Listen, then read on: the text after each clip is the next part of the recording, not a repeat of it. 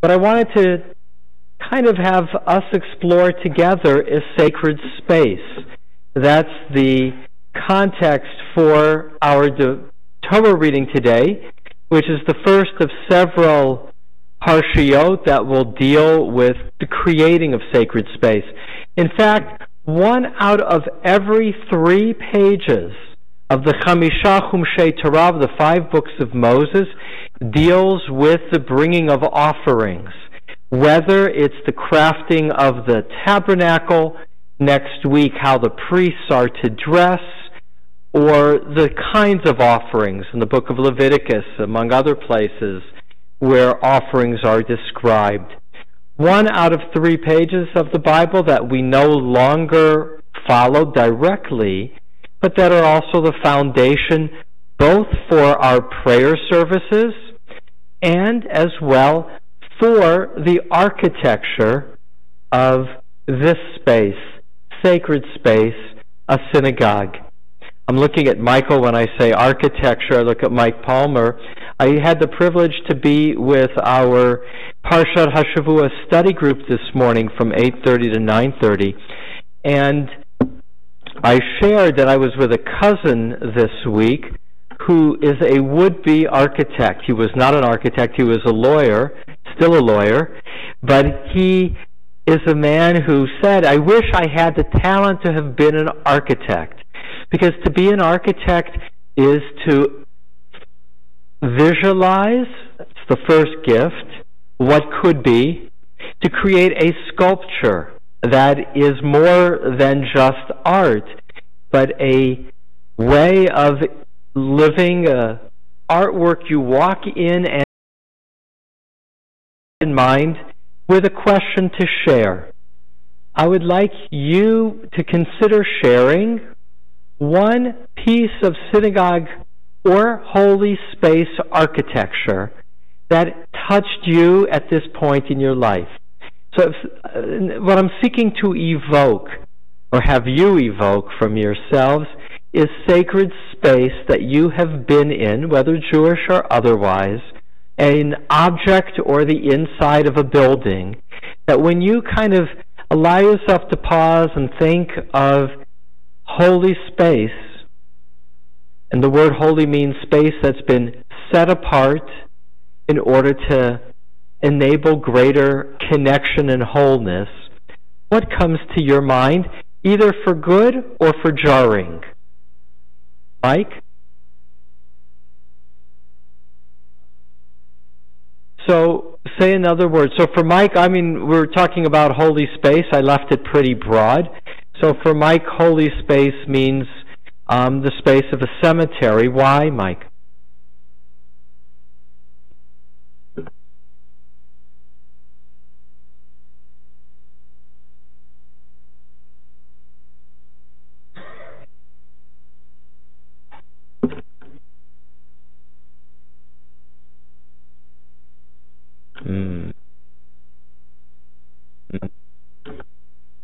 So I'm going to, as I like to do, reframe and add a little bit. So Mike says that,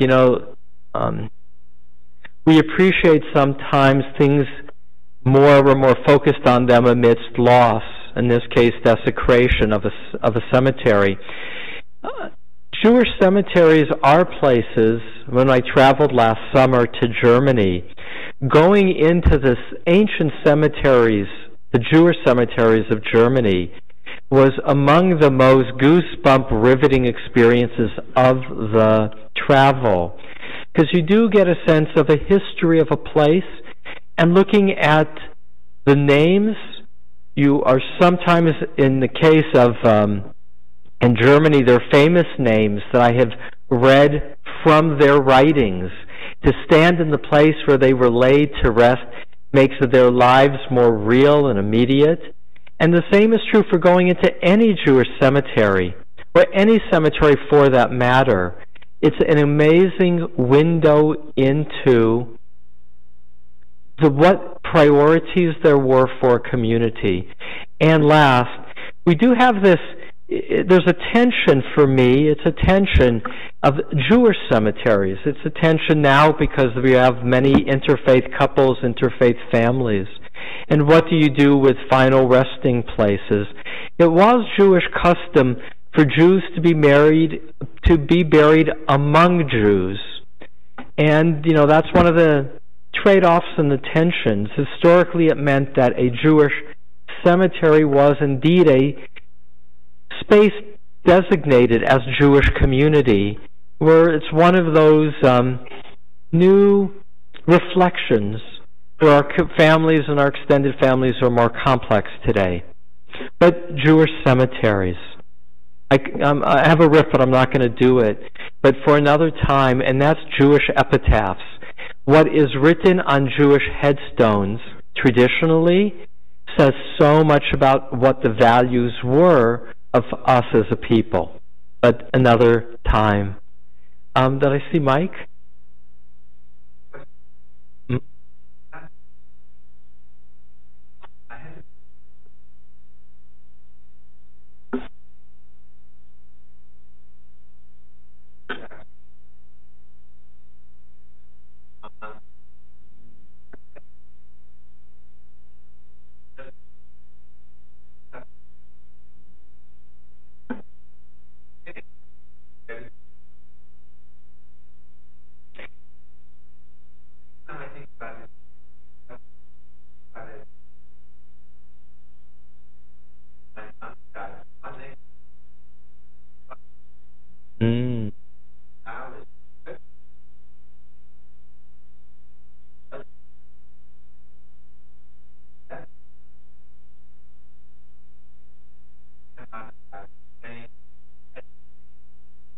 So that is such a rich memory for all of us. I'm sure there are free associations, as you shared that, Mike, of our own being at the Kotel and perhaps who we were with and what it represented. But to be in that narrow window of time when it was a community space to becoming later, now, an Orthodox synagogue, was a rare opportunity to pray besides one's mother and father.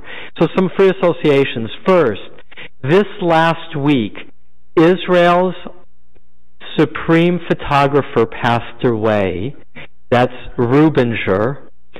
He was the photographer who took that famous picture at the Kotel of the soldiers right after the wall was liberated. It's probably the most iconic modern image of Jerusalem with Kotel. That photographer, Rubinger, who I had the privilege to meet at an AIPAC conference about 3 years ago, one of the great privileges of going to an AIPAC conferences is not only the political speakers, but some of these other icons. He told the story, so again, we have a little time, of taking that photo. In those days when you were there, Mike, the front of the Kotel was just an alley. It was not like today with a big courtyard. There were buildings that led up almost to the Kotel itself because Jews didn't control the Kotel. It was not a place of prayer or pilgrimage, and the Muslims controlled the area. And he said that he got there right as the wall was being liberated, soon after, and he laid down in the alley and started taking pictures of the soldiers who were among the first there to have liberated it. And he also took a picture of Rabbi Shlomo Goren, who was the army rabbi then. And there's that famous photo of him with blowing the shofar in that same moments of liberation. But he took a picture of him in that set of taking photos of Jerusalem, finally Yerushalayim reunited, of Rabbi Goren carrying a Torah to the Kotel. And he was sitting and working with, what's it called in photography, where you print out all the photographs so you can look at them on the paper. The proofs, he was looking at the proofs, to find the photo that he felt for the next day that would both best represent Jerusalem reunited. So he picked the picture of Shlomo Goren with the Torah with the kotel, and his wife was looking over his shoulder, and she pointed to the picture of the young soldiers. She said, "This one is more emotionally evocative." He said, "But it's not a great photograph. People are cut off and such."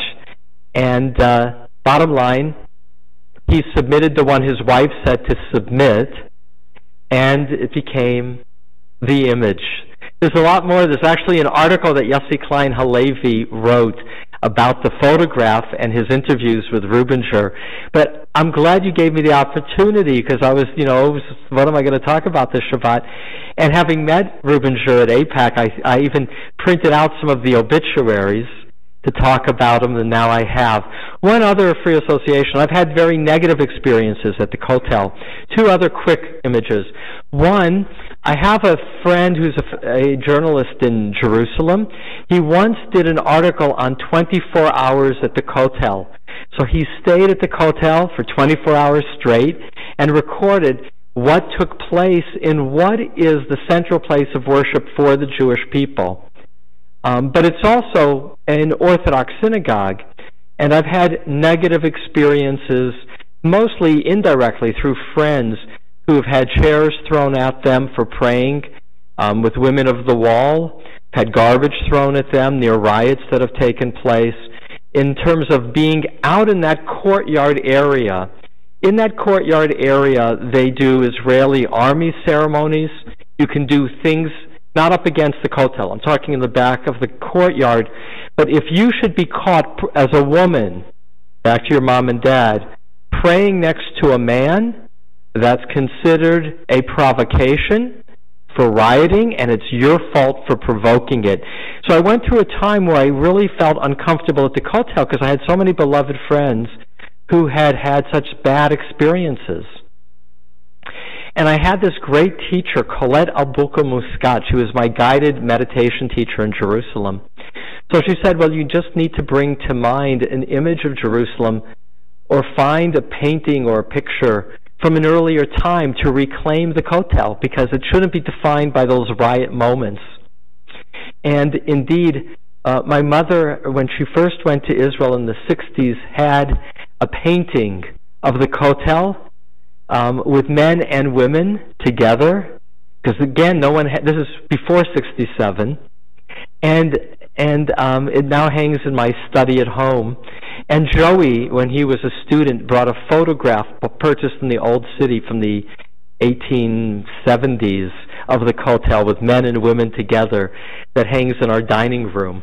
So, bottom line, Colette helped me reclaim the Kotel. Mike Palmer?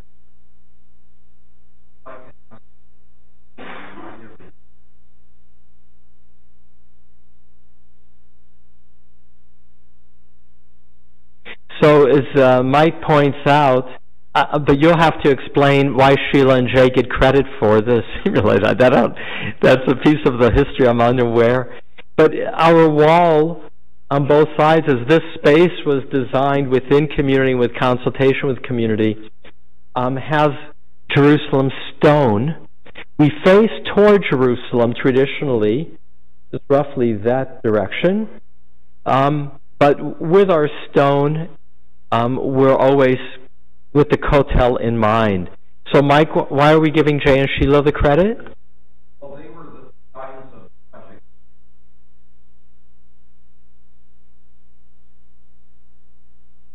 So I will add in that regard that what is required for sacred space, interestingly, is an ark, not necessarily on the eastern wall, but preferably on the eastern wall, because we're supposed to face toward Jerusalem. But if we're in a room, which I only learned as a rabbi with the churches we used to pray, and you have a choice to whether pray east or pray toward the ark, the rabbis say the priority is praying toward the ark.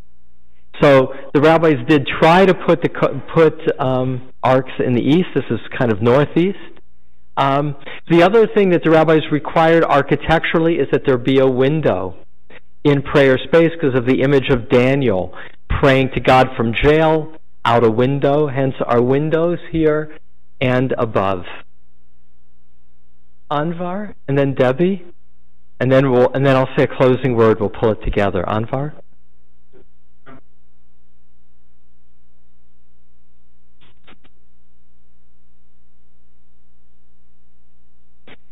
So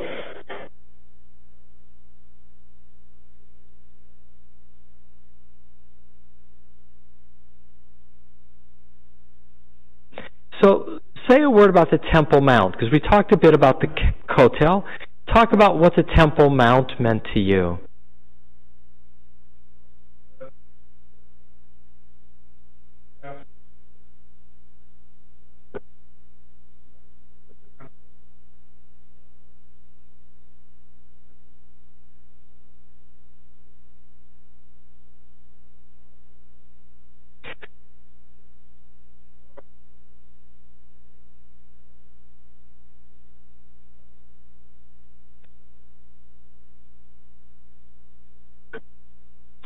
So one of the things that I've learned as I've gotten older is that most of our significant material possessions that we have on our walls and displayed are but souvenirs, meaning they're not necessarily inherently valuable on the open market, the things that mean the most to us.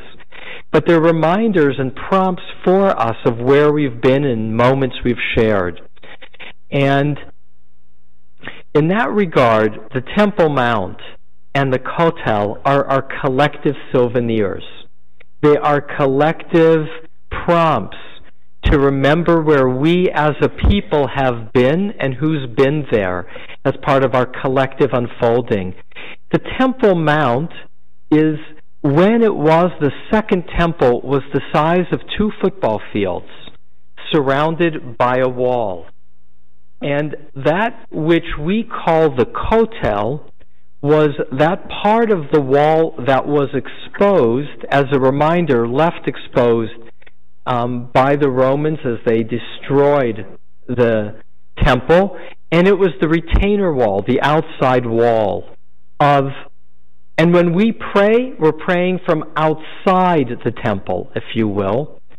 Going up to the Temple Mount is controversial for some because of the fear of not walking on the space of the Holy of Holies. Now, I was always told that the area of the Kotel was opposite the Holy of Holies. But now that they've excavated, back to excavation, that wall that was the longer wall, so you can walk, along the wall, few things become evident compared to the Kotel. One is how much further down the wall went. The walls of the temple, I don't know stories, I'd be, making it up. But it was, when we see the Kotel, which is very high, it was probably as much as twice as high, which is massive, massive, massive if you think about 2,000 years ago and people living in huts, not living in multi-story buildings, how huge it was. And the second thing you see in the newer walls that were uncovered is how beautifully carved they were. The Kotel that we see, the stones to some degree have been weathered, but before they almost had like framing that had been chiseled, and they fit flat on top of each other, almost seamlessly, without those cracks that became the custom of placing notes for God's mailbox. There's now those cracks. And the third thing is, when you walk along that wall excavation, at least there's another place that seems more contemporary in its historical research that indicates it was opposite the Holy of Holies. And a lot of people stand there to commune, to pray to God in that space. So the Kotel, the retaining wall of the Temple Mount, of which we read about by extension today. Today, some closing words. Mike, one last comment and then some closing words. Yeah.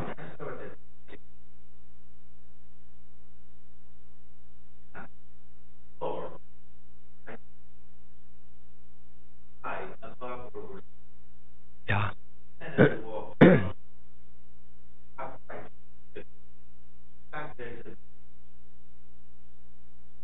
that door, or left, know that God asked there. So I stood there. I stood. I close to that door. Hey.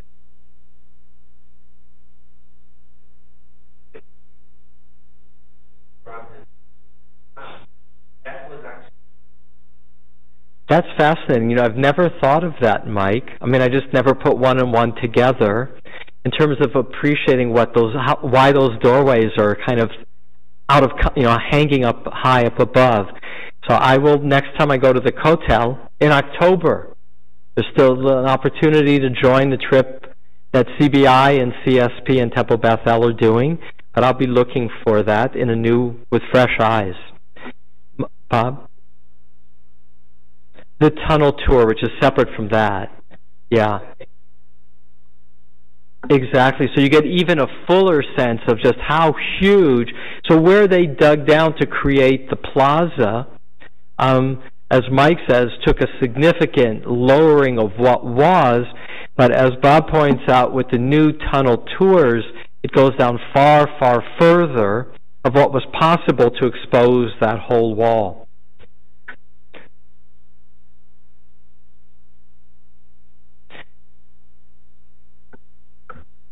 So I shared an opening story with the Parshat Shavua group that I'll close with, and that's the story of the person who says to the rabbi, if God is everywhere, why do I need to go to the synagogue to pray? I could find God anywhere. To which the rabbi replied, God is unchanging, may be the same everywhere and is present everywhere, but you're not. Where you are and who you are is often shaped by the space in which you are found. Ribono Shalom, Vasuli Mikdash V'Shachanti B'Tocham.